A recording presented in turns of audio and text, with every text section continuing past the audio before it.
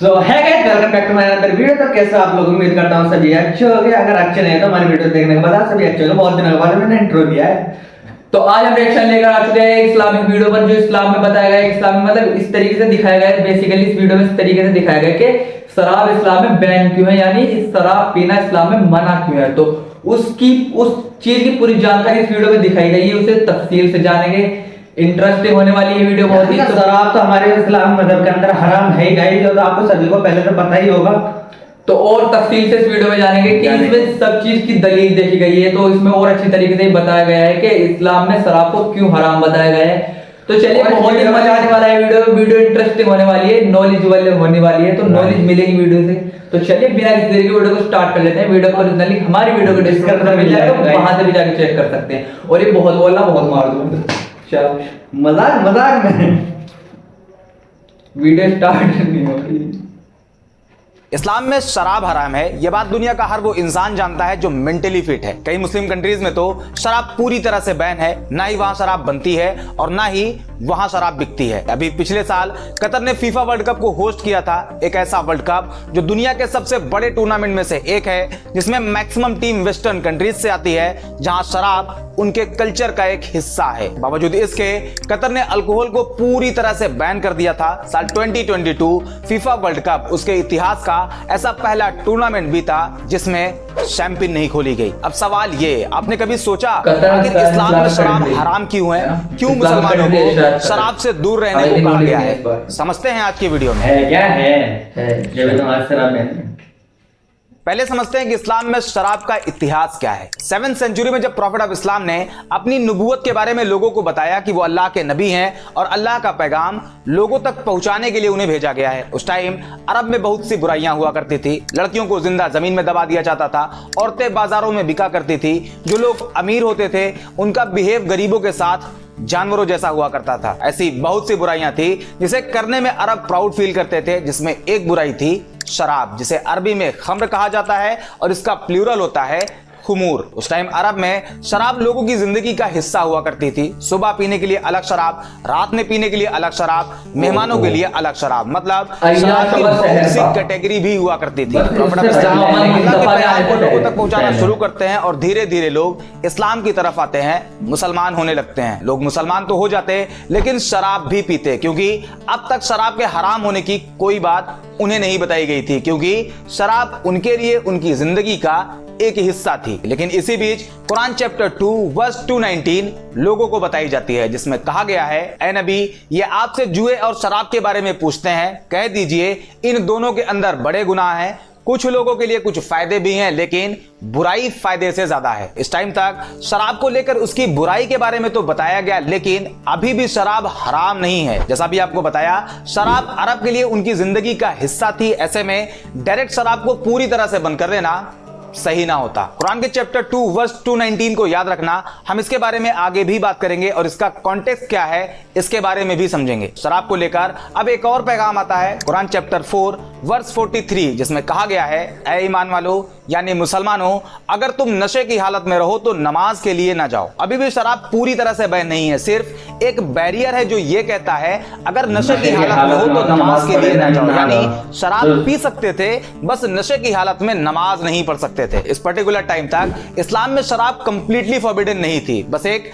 नमाज ना पढ़ने वाली कंडीशन थी। अब आता है वो टाइम जब इस्लाम में शराब को कंप्लीटली हराम बताया जाता है। कुरान चैप्टर 5 वर्स 90 एंड 91, ऐ ईमान वालों यानी ऐ मुसलमानों, शराब और जुआ और बूत ये सब गंदे काम हैं, ये सब शैतान के तरीके हैं, इसलिए उनसे दूर रहें ताकि आप कामयाब हो सकें। वर्स 91 में कहा गया है, शैतान तो ये चाहता है वो शराब और जुए के जरिए तुम्हारे बीच दुश्मनी और नफरत पैदा कर दे, तुम्हें रोके अल्लाह की याद से, नमाज से, तो इसे छोड़ते हो या नहीं। ये सुनने के बाद उस टाइम के जो मुसलमान थे उन्होंने शराब पीना बंद कर दिया। यहां तक बताया जाता है कि जब लोगों ने यह सुना कि शराब हराम हो गई है तो जिसके घर में शराब थी उसने उसे फेंक दिया, जिसके हाथ में शराब थी उसने उसे वहीं रख दिया, जिसके मुंह में शराब थी उसने थूक दिया, और जो शराब पी चुका था वो उसके पेट में जा चुकी थी, उसने ये सोचकर उल्टी कर दी कि हो सकता है शराब हराम होने का हुक्म पहले आ चुका हो और मुझे बाद में पता चला हो, तब तक मैंने शराब पी ली हो। और इसी के बाद इस्लाम में शराब को हराम बता दिया गया, यानी अब कोई भी मुसलमान शराब नहीं पी सकता है। लेकिन अभी भी एक चीज थी जो पी जा रही थी।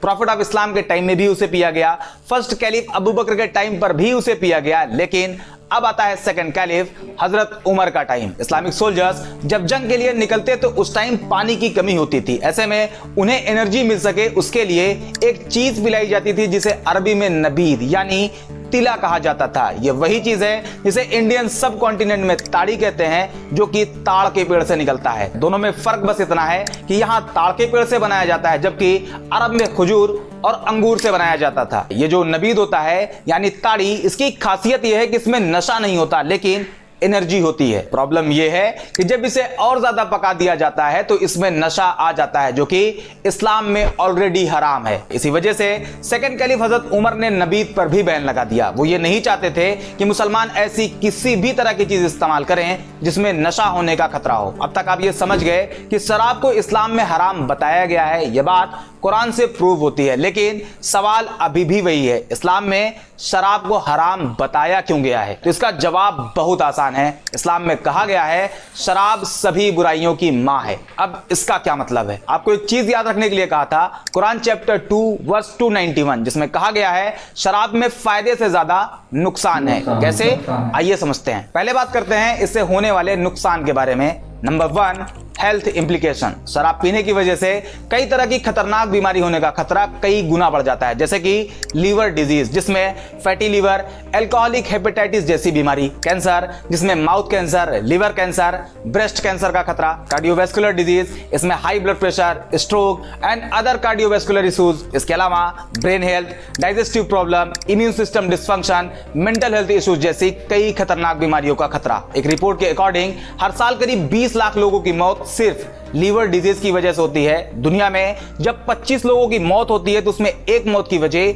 लीवर होती है, जिसका common reason hepatitis, alcohol and fatty liver होता है। Number 2, accident. Goa medical college की तरफ से करी गई एक स्टडी में पता चला कि सिर्फ इंडिया में जो रोड एक्सीडेंट होते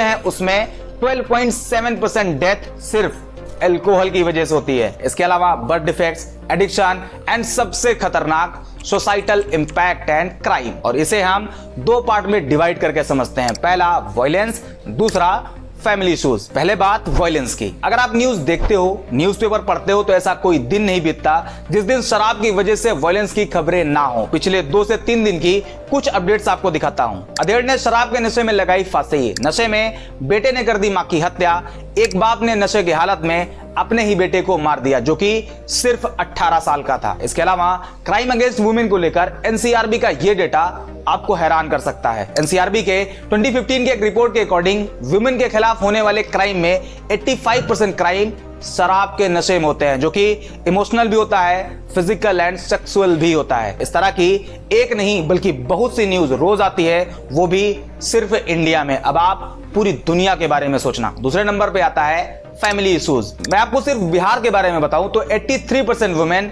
तब वायलेंस फेस करती हैं जब उनके हस्बैंड शराब के नशे में घर आते हैं, और शराब के नशे में वो अपनी ही वाइफ के साथ कैसा बिहेव करते हैं इसके बारे में आप जरूर जानते होंगे। आपके ही नजर में कोई ना कोई ऐसा इंसान जरूर होगा जो शराब पीकर अपनी ही फैमिली को हैरेस करता है। एक चीज मैं आपको और बताऊंगा जो हमारी सोसाइटी के लिए किसी काले धब्बे से कम नहीं। शराब को इस्लाम में हराम क्यों किया गया है उसके कई रीजन अब तक आप देख चुके हैं, और उसी में एक रीजन और है जो आपको जानना चाहिए। एक 24 साल का लड़का जो सुबह सुबह शराब पीता है, उसके फादर घर में नहीं होते, शराब के नशे में उसे कुछ समझ नहीं आता और अपनी ही मां का रेप करता है। गाजियाबाद में शराब से एडिक्ट एक नौजवान लड़का दिवाली की रात अपनी ही मां के गले पर ब्लेड रख देता है और धमकी देता है कि अगर उसने खुद को उसके आगे सरेंडर नहीं किया तो वो उसे मार देगा, एंड वो भी अपनी ही मां का रेप करता है। इस तरह के एक दो केसेस नहीं है, अगर आप गूगल करके देखते हो तो कई हजार केस आपको मिल जाएंगे जहां शराब के नशे में लोग अपनी ही मदर, सिस्टर,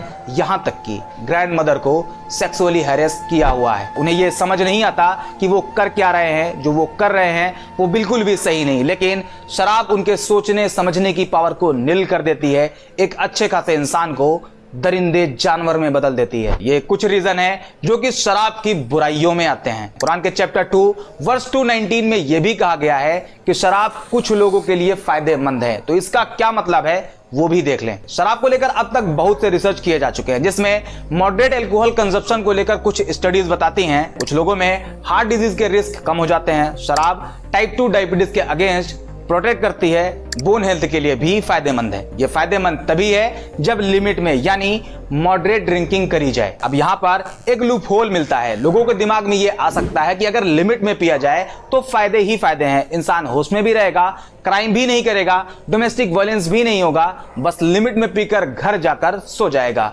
कोई बुरा काम नहीं करेगा। तो यह भी इस्लाम के करीब गलत है, क्योंकि उसी चैप्टर 2 वर्स 219 में कहा गया है शराब में फायदे से ज्यादा उसके नुकसान हैं। और एक हदीस भी है सुनन इब्ने माजा हदीस नंबर 3392, जिसमें प्रॉफिट ऑफ इस्लाम कहते हैं जिस चीज को लार्ज क्वांटिटी में पीने से नशा होता है उसे स्मॉल क्वांटिटी में भी पीना हराम है। और यही सेम हदीस सही बुखारी की हदीस नंबर 5590 पर भी मेंशन है। मतलब फायदे को पॉइंट आउट कर मॉडरेट ड्रिंकिंग के नाम पर शराब नहीं पी जा सकती, वो इस्लाम में हराम है एंड कंप्लीटली हराम है। अब इसका रिजल्ट भी देख लें। जब आप क्राइम इंडेक्स बाय कंट्री देखते हो तो 144 देशों की लिस्ट में सबसे कम क्राइम जिस देश में रिपोर्ट होती है वो है कतर। वही कतर जहां फीफा जैसे बड़े इवेंट में भी शराब पर बैन लगा हुआ था। उसके बाद यूएई और उसके ऊपर आता है ओमान, उसके ऊपर बहरीन और फिर सऊदी अरेबिया। ये वो कंट्रीज हैं जहां शराब को हराम माना जाता है। Result lowest crime rate. उम्मीद करते हैं इस वीडियो से आपको कुछ ना कुछ वैल्यू जरूर मिली होगी। इस्लाम में शराब हराम क्यों है इसका जवाब आपको मिल गया होगा। अगर हाँ तो वीडियो को लाइक जरूर करें। बाकी अगर आपको हमारा काम पसंद आ रहा और आपके लिए पॉसिबल हो तो हमें ज्वाइन भी जरूर करें, ये हमें और अच्छे से काम करने के लिए मोटिवेट करता है। आज के वीडियो में इतना ही, बाकी शेयर एंड सब्सक्राइब तो सो गाइस वीडियो यहीं पे खत्म होती है। गाइस वीडियो इतनी नॉलेजफुल थी, वीडियो बहुत ही नॉलेज दी गई है। वीडियो के अंदर हर एक चीज को पॉइंट आउट करके बताया गया है कि किस तरीके से शराब को क्यों गलत बताया गया है। वो हर चीज एक लिखित में, मतलब जहां पर उस चीज के बारे में जिक्र हुआ है वो उस चीज को बिल्कुल अच्छी तरीके से पॉइंट आउट किया गया है और बताया गया है कि इस चीज से कितने नुकसान होते हैं और बहुत ही मतलब गलत चीज है। हालांकि आपने ये भी देखा इसमें कुछ बच्चे जो मतलब कुछ जवान बच्चे जो हैं शराब पीकर नशे के हालत में उन्हें कुछ भी नहीं पता रहता है और मतलब अपने ही फैमिली मेंबर्स के साथ सेक्सुअल हरेसमेंट करते हैं। तो ये बहुत ही गलत बात है। और एक चीज और भी सही है कि जो कुरान शरीफ की किसी भी दलील को झुठलाया नहीं जा सकता। कुरान शरीफ में जो भी बात मेंशन की गई है वो बिल्कुल हकीकत है और उस चीज के बारे में कुछ साइंटिस्ट लोग पहले भी रिसर्च कर चुके हैं और कुछ छोटे बड़े यूट्यूबर आज भी रिसर्च करते हैं और उस चीज को बिल्कुल भी झुठलाया नहीं जा सकता। हमारे इस्लाम के अंदर ऐसी चीजों को जब भी हराम बताया गया ताकि ये घटना ना हो पाए, कुछ भी ऐसा उनके कुछ नुकसान है तभी उस चीज को मतलब बैन बताया गया है। नहीं तो उस चीज को बैन ना बताया जाता कि अगर वो चीज एक हमारे लिए अच्छी होती तो उसको बिल्कुल भी गलत ना बताया जाता। गलत इसलिए बताया गया है क्योंकि वो चीज एक पर्टिकुलर किसी इंसान पे हावी हो जाती है और उसको यानी कि शराब पीने के बाद देखिए अपने शक्ति को खत्म कर देती है बिल्कुल। तो ऐसी अच्छी वीडियो देखने के लिए हमारे चैनल को सब्सक्राइब करके लाइक और शेयर और सब्सक्राइब बेल आइकन को भी ऑल पे क्लिक करके रखें। तो चलिए बाय, खुदा, अल्लाह हाफिज।